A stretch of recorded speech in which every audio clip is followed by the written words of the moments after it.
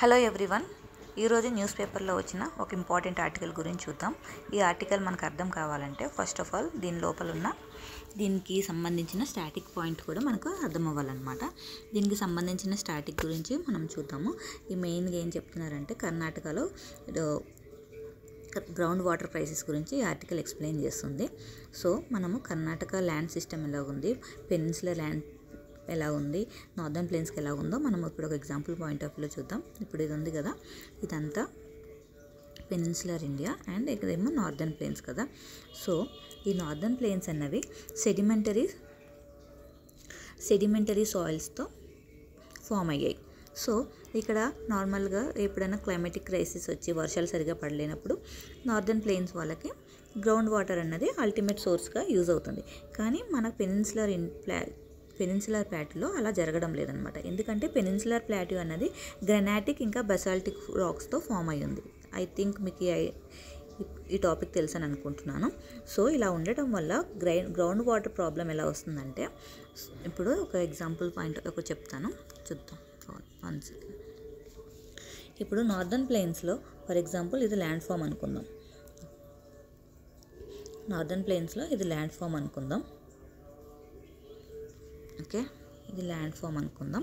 So certain కొన్ని metres లోతులోనే ఇక్కడ ground water ఉంటుందన్నమాట. గ్రౌండ్ వాటర్ అన్నది ఇలా కంటిన్యూస్గా ఉంటుంది. కంటిన్యూస్గా ఉండటం వల్ల నార్దర్న్ ప్లేన్స్ వాళ్ళు ఎక్కడ బోర్ వేసినా వాళ్ళకి ఈజీగా గ్రౌండ్ వాటర్ దొరుకుతుంది.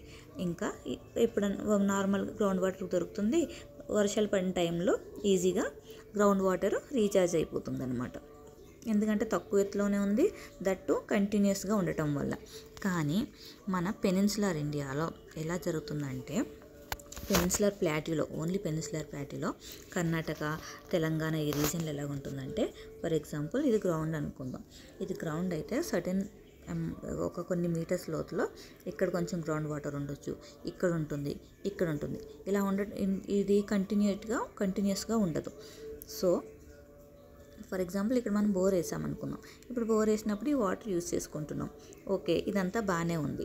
సో మళ్ళీ వర్షం పడుతున్నప్పుడు ఈ గ్రౌండ్ వాటర్ ఇది రీఛార్జ్ అవుతుంది.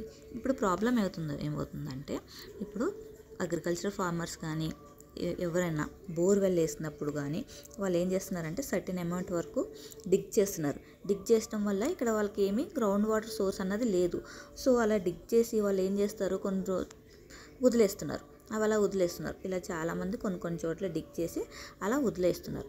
అలా వదిలేయడం వల్ల మెయిన్ ప్రాబ్లం ఏమవుతుందంటే, నెక్స్ట్ టైం వర్షం పడినప్పుడు ఈ వాటర్ అన్నది మన గ్రౌండ్ వాటర్ సోర్స్లోకి వెళ్లకుండా ఇలా డిగ్ చేసిన వాటిల్లో వచ్చేసి ఇలా ఉండిపోతుంది అని చెప్తున్నారనమాట. ఇలా ఉండిపోవడం వల్ల ఇక్కడ గ్రౌండ్ వాటర్ అన్నది రీఛార్జ్ కావట్లేదు.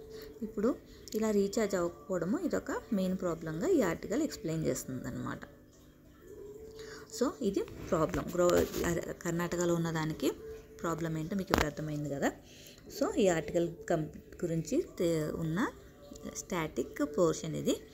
ఐ హోప్ మీకు ఇది అర్థమైందని అనుకుంటున్నాను.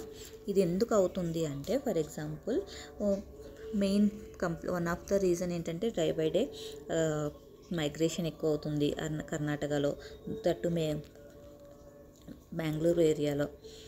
ఇదొక రీజను. ఇంకా ఈ సెంట్రల్ ఇంకా నార్దర్న్ కర్ణాటకలో ఈ ప్రాబ్లం ఎక్కువ కనబడుతుందని ఈ ఆర్టికల్ మనకు ఎక్స్ప్లెయిన్ చేస్తుంది అనమాట. ఐ హోప్ మీకు ఇది అర్థమైందని అనుకుంటున్నాను. Thank you.